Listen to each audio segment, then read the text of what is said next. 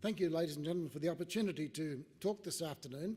Before I start, there's two things I'd like to say. One is to correct a statement that Professor Carter said that I attended the VILAC conference. I very strongly say that I did not attend the VILAC conference and I did not put my name to the VILAC statement. Just to make that clear. I've got a very good friend from New Zealand who did, and I keep reminding him every time I meet him. The second is that point I'd like to make is that I was the head of the National Climate Centre up until 1998, and one of my responsibilities was as custodian of the climate record. We went through a process from when I took over in about 1986 to 1998 when I retired, of modernising the database and taking the data that was on a whole lot of magnetic tapes and was essentially inaccessible to anybody, and to put that onto a modern database, modern accessible database. And it is now, that happened before I retired. One of the things that we laid down when we were doing this was that we don't change any of the data. The data as it's read goes into the database. Now, you can publicly access the Bureau's database from the internet, and that is the original records. What Jennifer was talking about is what the researchers use and what is used in terms of public statement. They've actually taken the database and massaged it and used it to make it easier for their own use. But if you want to look at the original data, it's still there on the database. Now, the talk I was going to talk about this afternoon was, in fact, a brief overview of Australia's climate policy. Fortunately, George has spoken about a lot of the things I was going to say, and I'll just go through those. But I just want to make the point that it really is a field of broken dreams, what's happened in Australia over the last 3 years, particularly in association with all the leaders of the parties that have sort of moved on. First of all, the science. The science actually goes back to before the period that we've been talking about. It goes back to really the 70s and the nuclear winter theory. CSIRO, some of the scientists there were into this, and they were making the case that we've got to be very careful of nuclear winter and so forth. The head of CSIRO at that time, Dr. Bill Priestley, he said, look guys, just relax, don't worry about it, it's not going to happen. And but these fellows, they were still in the environmental movement, and so they were part of the VILAC conference. They got in through the UNEP sort of process. And so after the VILAC conference, the statement that came out talking about global warming as being a big issue, they then took that to government. And they were, in fact, the main instigators of it. The newly appointed head of the CSIRO division at that time, he was looking for a new initiative where CSIRO, that division had been in agricultural research and meteorological research at the boundary layer. He wanted to go bigger. And so he went off to the government, and so money started flowing. We'll talk about that in a minute. Government research funding started to increase, and so the universities came on board with this new climate change.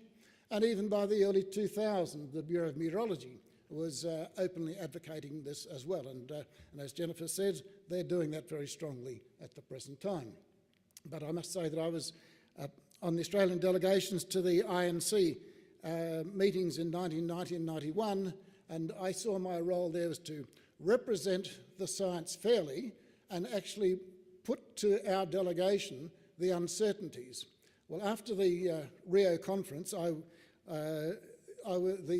the organisation was quietly asked to have somebody more who's an advocate of the cause, not somebody who's giving a balanced view. So I didn't go to any more of those, but I had a lot of other things to do in terms of the science.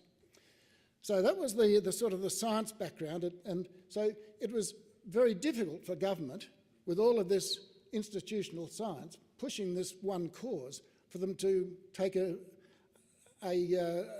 step back and say, look, we'll assess this. The institutional science was pushing it forward. Let's talk about the politics. In the late 1980s, the government of the day, the socialist government, established what's called the Commission for the Future. Now, the Commission for the Future is something which is the antithesis to the Heartland Institute.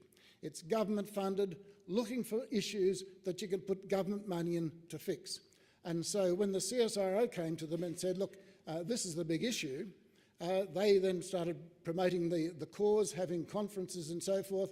And so this is where in Australia in the late 1980s, the global warming initiative really took hold through the media because of the Commission for the Future and CSIRO. The government had also established an Environment Department, and the Minister for the Environment, one called Graham Richardson at the time, he saw environment as something to get votes. And after he left politics, he wrote a book, and it was titled Whatever It Takes. And that summarises essentially the approach that they took at that time. There was an environmental issue, we'll ride it and get the votes.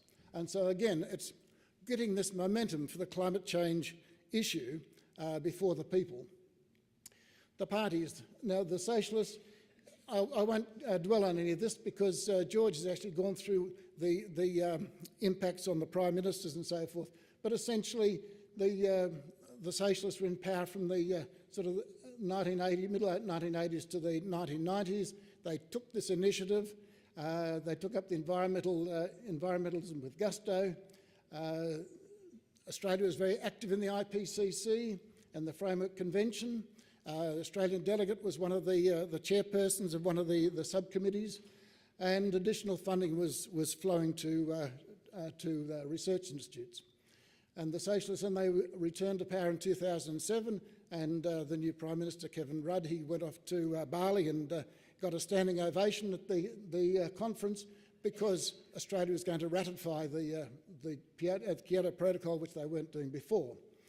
And the interesting thing is the negotiations for the ETS, the opposition leader at the time, Malcolm Turnbull, and the Prime Minister, they were negotiating to have an ETS which was sort of favourable to both of them. A couple of weeks before this was due to come forward, there was one of the opposition ministers was down in the outback Victoria, and he was asked essentially, what do you think of this climate change? Because there was a lot of a groundswell in the rural areas at that time sort of questioning it. And Tony Abbott said, well, I think that climate change is crap. And that got reported, unfortunately for him. But a couple of weeks later, it came up in the party. He won by one vote, and he became the leader, and pulled the opposition out of this ETS. And of course, as George has mentioned, the Greens wouldn't go along with the government, and so it was defeated. And the whole thing lapsed until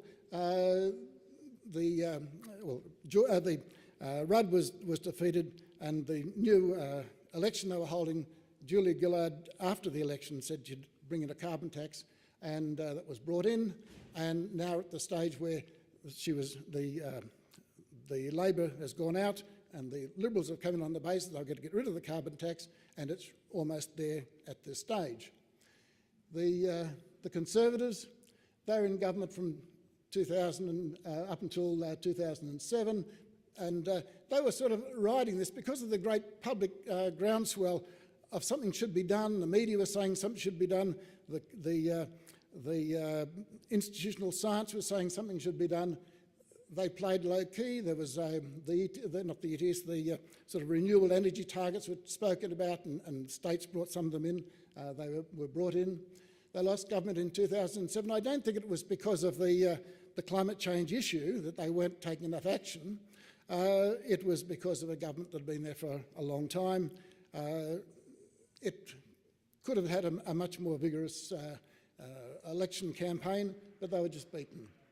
They were out in government for a number of years. But then they've come back.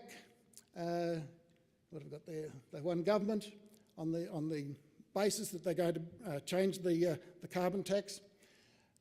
They haven't been able to get the majority in the Senate. Up until a week ago, it was the Greens and the Socialists who had the balance of power in the Senate. On the 1st of July, that's changed. And so there's now the possibility. The Greens, as has been mentioned, they really weren't advancing the cause of climate change or protection against climate change. They had the chance with the ETS and they stepped back from it.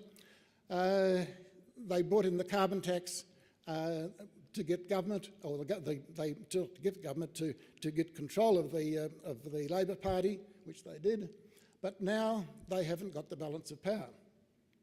And about 2 weeks ago, just before the new Senate was due to meet, the fellow on the left there, on the right, Clive Palmer, who's a so-called billionaire, he may not be, he sent his private jet down to Melbourne to pick up Al Gore to come back to have this press conference in Parliament House to announce what his party, the Palmer United Party, was going to do. Now, Palmer himself is the one representative of his party in the House of Representatives. He's got 3 members, senators in the Senate, and he thinks he's got a 4th, who was the member who was elected on the platform of the Motoring Enthusiast Party, who had 0.5% of the vote.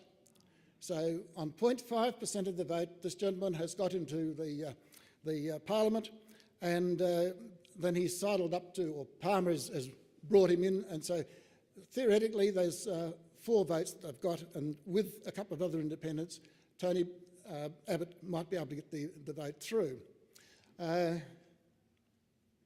This is how one of the cartoonists saw the next day, and I sort of can't read from here what they're actually saying, but you get the gist that Palmer is the miner and the mineral smelter, and he's got problems with his smelters, environmental problems, and so the depiction of the effluent coming out onto the beach, Al Gore saying, "Well, it's a great beach you've got here," and Clive saying something like, "Well, there's a lot of money to be made in the environment, Al," and we're wondering why it was that these two came together. One, a mineral man, and the other is somebody who's supposed to be with the environment. But essentially, Clive gets rid of the carbon tax and the ETS. It's a lesser charge on him, and Al retains access to the renewable energy scheme, which is 20% of the electricity generation by 2020.